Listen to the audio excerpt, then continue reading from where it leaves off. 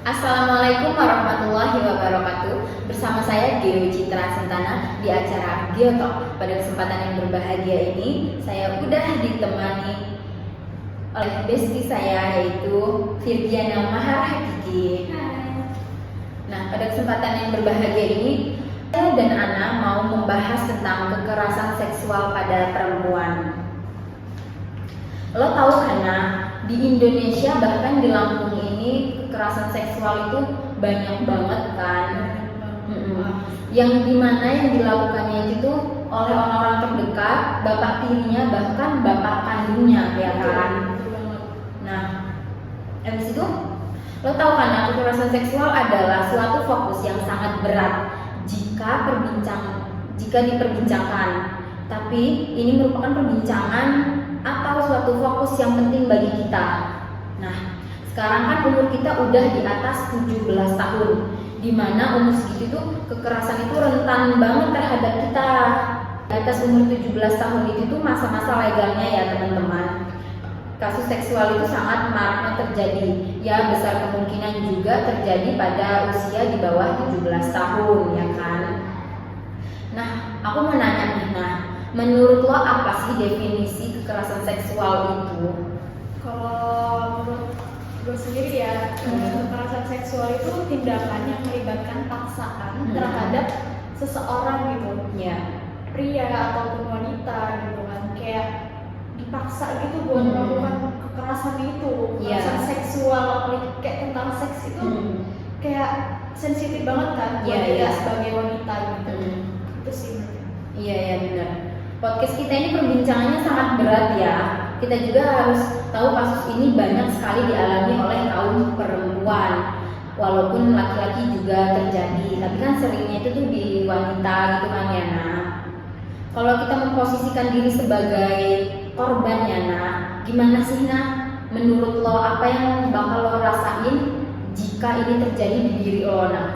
Gue sih gak bisa ngebayangin ya kalau misalnya itu terjadi di diri gue. Bakal trauma berat banget sih. Kita bakalan kayak trust issue gitu. Kalau ngeliat cowok-cowok gitu, jadi takut buat bersosialisasi gitu. Terus juga jadi kayak trauma mendalam gitu kan, dan juga mikirnya gini, kita ini nih nggak pantas buat siapapun gitu kan, kayaknya udah kotor banget gitu kan. Kayak kita tuh udah nggak punya harga diri lagi gitu. Iya benar. Kayak kita itu ya mencerna dulu apa sih yang lagi terjadi di diri kita ini.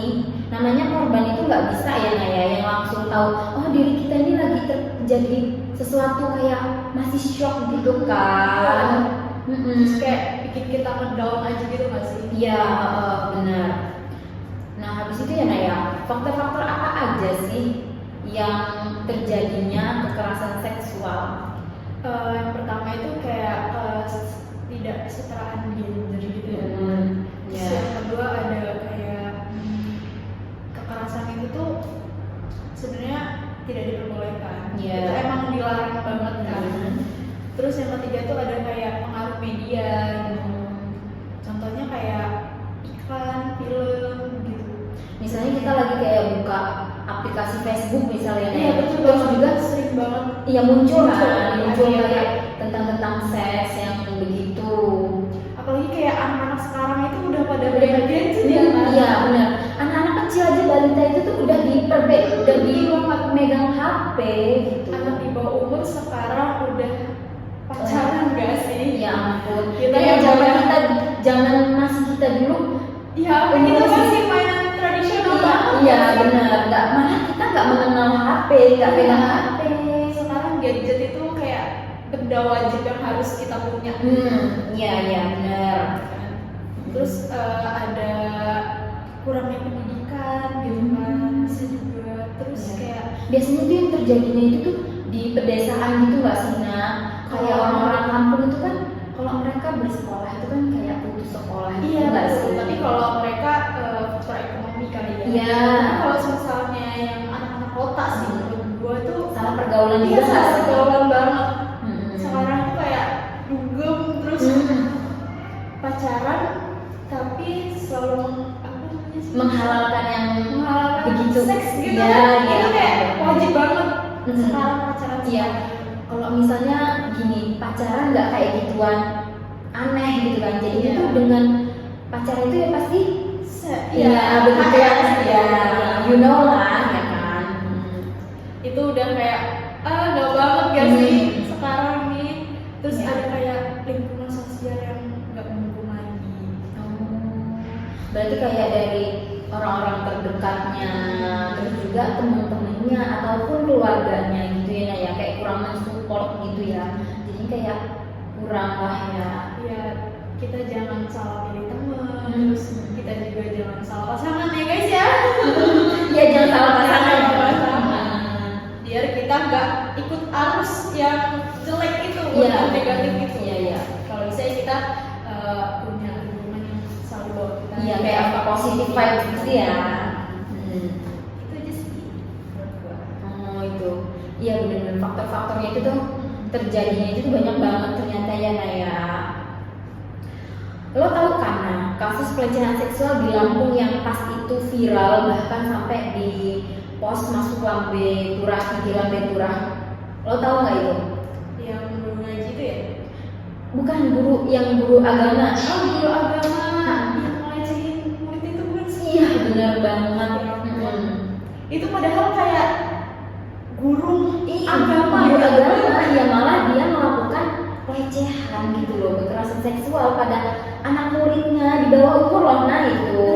Dia tahu kan kalau itu tuh salah, tapi dia tetap melakukan itu. Iya, dan lo tahu nggak sih guru tersebut itu ya melakukan pencabulan, terus udah jadi tersangka tapi tidak ditahan oleh polisi. Wah, itu parah banget sih. Parah kan? Dan juga yang harus dipertanyakan itu proses hukumnya bagaimana gitu Iya, kan? betul banget. Seharusnya harus udah masuk ke jalur hukum banget ya. Iya. Iya. Aku bacain ya kasusnya ya Nah. Bentar ya, aku bacain deh. Nih aku bacain. Guru tersangka pencabulan di Bandar Lampung tidak ditahan. Proses hukumnya dipertanyakan. Kasus dugaan pencabulan yang dilakukan oleh F 27 tahun ini Nah. Seorang guru agama di Bandar Lampung terhadap muridnya menjadi sorotan publik.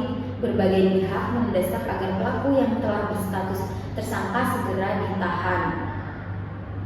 Ridho Abdillah Husin selaku kuasa hukum korban mengatakan pihaknya menyayangkan penangguhan penahanan yang diberikan oleh polisi kepada tersangka.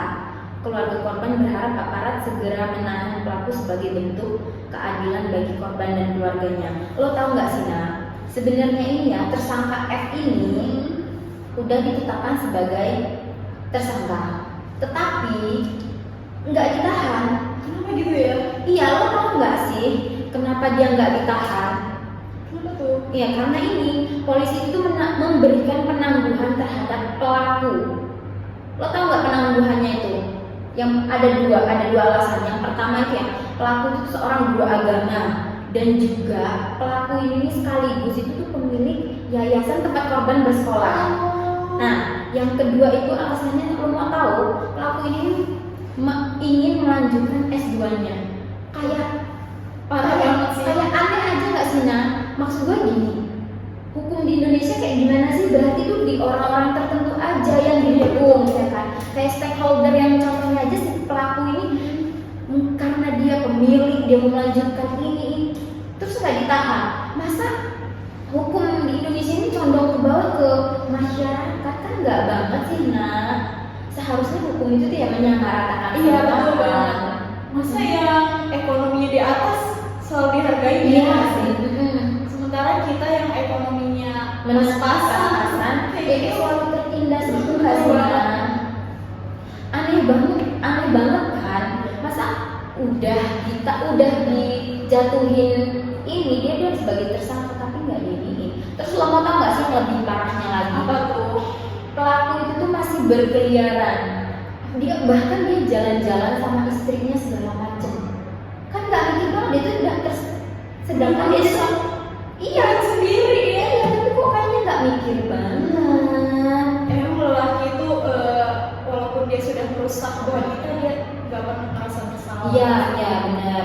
Nah, korban dan keluarga korban tahu dia ini masih berkeliaran, jalan-jalan nggak ditahan, nggak adil banget dong nah Iya. bagi korban dan juga keluarga korban, ya kan?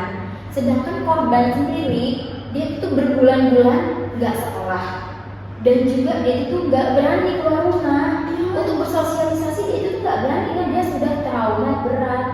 Dia juga merasa diri dia itu kotor banget. Iya, kayak ya ampun astagfirullah banget gitu. Sedangkan pelakunya ini warawiri kesana sini nah. Sumpah sih gue geram banget sama. Iya lo geram kan. Kayak gitu banget. Gue juga geram kayaknya ya Allah astagfirullah banget. Nih ya nak, menurut lo ya nak, gimana sih hukum di Indonesia dan bagaimana cara yang harus dibenahinya? Menurut gue sih caranya itu kayak penyempurnaan regulasi gitu kan, terus peningkatan penegakan hukum dan kepastian hukum, terus ada pendidikan dan kesadaran masyarakat terus ya. Iya Terus dukungan untuk korban, kayak misalnya teman-teman terdekat gitu, tapi sebenarnya kalau dari korban sendiri pasti kayak dia insecure. Iyalah bener banget.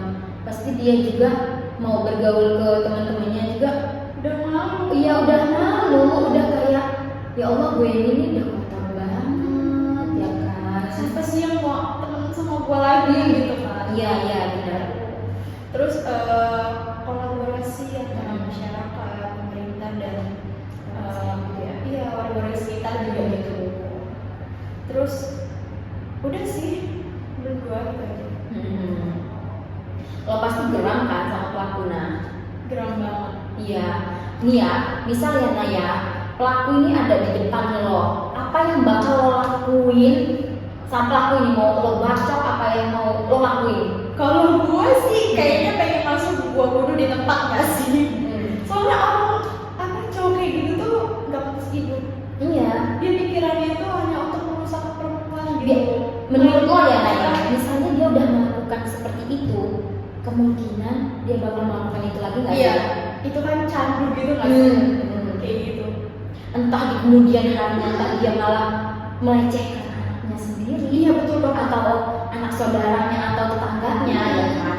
Soalnya kalau terlalu apa sih namanya memikirkan seks itu pasti dia pengen mencoba lagi lagi dan lagi ya kan. Padahal dia sendiri udah punya istri ya. Iya udah punya istri. Istrinya itu sebagai selebgram. Tuh emang laki-laki di dunia ini nggak pernah menerima kekurangan dan kelebihan dari pasangan yang udah mau sama dia gitu. Iya benar. Dia masih cari ke yang lain. Iya, kayak kurang puas gitu nggak sih? Iya. Sebenarnya apa lagi gitu yang mau dicari? Iya benar. Kalau gue ya kayak misalnya tersangka itu ada di depan gue ya, mau gue hajar sampai babak belur, abis itu pengen banget gue kebiri, Penjarain ke alat kelaminnya dan juga dipenjarain seumur hidup. Iya, Habis dipenjarain dikebiri, nah biar kapok nggak sih nah? Dan ada efek jerah kan? Sekarang itu ya kita sebagai perempuan itu kita harus hati-hati ya. Iya benar guys, harus menjaga diri gitu. Menjaga diri dari orang-orang terdekat itu juga bisa aja loh jahat sama kita. Iya ibaratnya bapak kandung aja merkosa bahkan menghamili. Iya kayak parah banget gak sih? Iya makanya kayak hilang akal gitu kan sebagai orang tua malah melakukan hal semena gitu sama anak kandungnya sendiri gitu loh nah ya ampun. Kayaknya serem banget gak sih nah? Tapi ya nah, alhamdulillahnya ya nah ya, setelah kasus ini viral nah, akhirnya polisi itu menahan tersangka. Lo tau gak kena berapa? Kena berapa kurungan? 20 tahun penjara dan juga denda subsidiar 100 juta. Tetapi kalau misalnya tersangka tidak membayar denda subsidiar 100 juta itu, dia akan ditambah masa penahanan yaitu selama 6 bulan. Tapi sih menurut gue lebih baik gak usah dibayar ya denda itu, biarin aja dia itu nambah masa tahanan, ya kan? Untuk apa bayar itu juga lo itu bakal di penjara, ya kan? 20 tahun itu kayak kurang nggak sih? Ya, kayak kurang setimpal gitu nggak sih? Soalnya nggak sebanding sama dia ngerusak anak muridnya sendiri ngerusak sampai dia seumur hidup ya kan? Ibaratnya kalau wanita itu ada bekasnya gitu loh. Betul banget. Ya kan? Apalagi anak muridnya itu masih perawan ya. Ya, dan juga masa depannya itu masih panjang banget. Iya. Betul. Iya. Jadi hindarilah laki-laki yang omongannya manis sebenarnya semuanya. Aduh. Iya benar. Jangan. Ini kayaknya pengalaman lo banget ya, Naya. Menurut gua sih cowok-cowok sekarang itu omongannya gak ada yang bisa dipegang. Percaya. Iya, percaya. Boleh percaya, tapi jangan 100% ya, Nah. Jangan bergantung terhadap laki-laki juga, Mbak. Iya, benar. Kita juga ini harus mandiri juga, jangan apa-apa laki-laki gitu kan. Nanti malah yang ada katanya ya kayak diperbudak, kayak dimanfaatkan ya kan. Karena yang bisa nolong perempuan itu cuma karir dan juga pendidikan. Iya, benar banget ya teman-teman.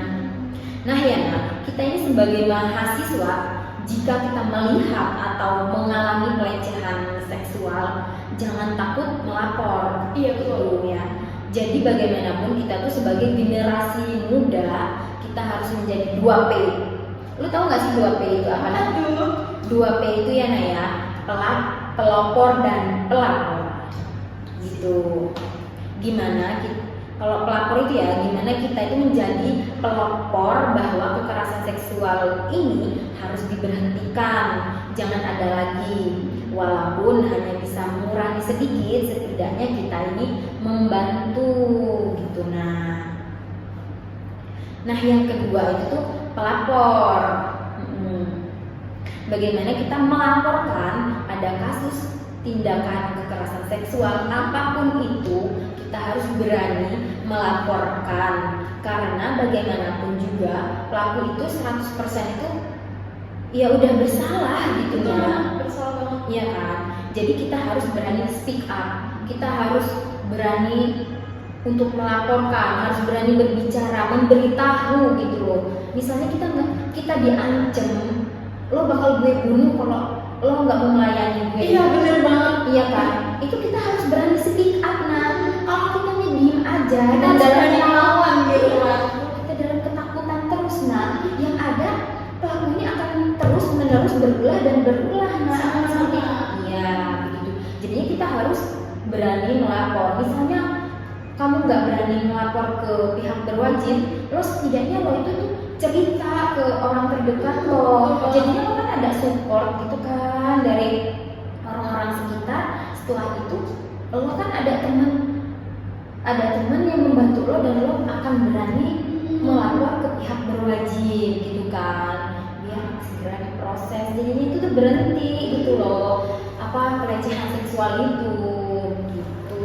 Ngeri banget ya kalau udah bahas pelecehan seksual ini. Iya, jadinya kita tuh harus jaga pinter-pinter jaga diri. Terus juga kalau ada apapun itu kita harus cerita. Iya benar. Jangan mau kayak diancam, ya udah kita turutin. Diancam kita turutin. Pendem aja. Pendem aja. Yang ada dia akan seperti terus gitu loh. Ya kan nggak akan berubah gitu. Soalnya laki-laki ini apa makhluk logis sih. Iya benar. Walaupun itu juga sama orang tua kita sendiri, bapak kita sendiri. Karena kasus-kasus di Lampung ya, terutama di Lampung ini kasus kekerasan seksual, pelecehan seksual itu banyak banget. Nah, coba gitu loh, kalau scroll di Instagram, berita-berita di Instagram yang di Lampung, itu kebanyakan itu tuh isinya itu yaitu kasus pelecehan seksual semua terhadap anak tirinya. Pokoknya itu kasusnya itu pelecehan dan keponakan. Bahkan udah hamil dan melahirkan hamil lagi loh. Nah, yang lebih parah apa sih? Bosen sama mahasiswa mas. Iya bener banget, yang nyampe viral sejagat raya. Iya ya ampun, kayak mikirin banget. Nah kasih sih Nah pesan-pesan gitu untuk apa kan, karena kita membahas tentang kekerasan seksual ya kan. Kasih sih pesan-pesan biar ini pembaca ini, pendengar ini mendengar gitu. Apa sih? boleh Dikit aja. kayak untuk korban para wanita di luar sana, kalau misalnya terjadi kekerasan seksual, kita langsung melapor ke pihak berwajib atau ke pihak yang harus kita datangin gitu. Iya, speak up gitu ya. Iya. Terus kita juga tuh kalau bisa apa itu cerita gitu sama orang terdekat. Yang emang harus udah dipercaya aja gitu loh. Daripada kita diem-diem aja tahu-tahu kita terbawa arus mereka gitu. Iya. Terus kita juga harus lebih menjadi independent woman yang benar-benar mandiri, berani, dan gak takut apapun itu. Dan juga jangan bergantung dengan orang lain gitu. Iya. Kalau untuk pelaku, untuk yang melakukan apa nah pesan buat ini dari lo? Kalau gue sih kayaknya itu kesadaran masing-masing ya. Iya, taubat juga kan. Ya semoga kita dijauhkan dari orang-orang seperti itu. Iya, amin ya Allah, amin banget ya Naya. Itu aja ya Naya, pesan-pesan dari lo ya Naya. Tetap semangat wanita Indonesia. Semangat. Wah bagus banget ya pesan-pesan dari bestie gue si Ana ini. Terima kasih Ana atas pembahasan kita hari ini. Semoga bermanfaat ya untuk teman-teman kita semua, untuk gue dan juga untuk lo gitu kan. Seru banget ini loh guys pembahasannya. Benar karena ini penting ya Naya. Nah terima kasih ya Naya udah nyempetin hadir di acara Geotalk ini gitu. Sama bestie. Iya. Semoga bermanfaat ya guys ya. Assalamualaikum warahmatullahi wabarakatuh.